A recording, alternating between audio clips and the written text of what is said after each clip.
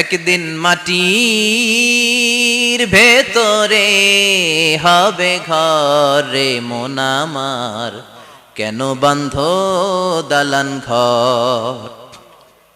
প্রাণ পাখি উড়ে যাবে পিঞ্জর ছেড়ে, ধরা ধামে সবই রবে তুমি যাবে চলে। বন্ধু বান্ধব যত মাতা পিতা দ্বারা সুত সবই হবে তোমার পর রে মন আমার। এই সূরা তেলাওয়াত যারা করবে তাদের অনেক ফাজিলাত।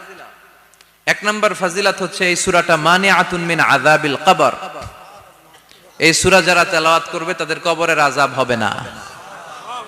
কবরে যাওয়া লাগবে কি লাগবে না? যাওয়া লাগবে না কার কার হাত তোলেন? একজনও নাই, সবাই কবরে যাবেন।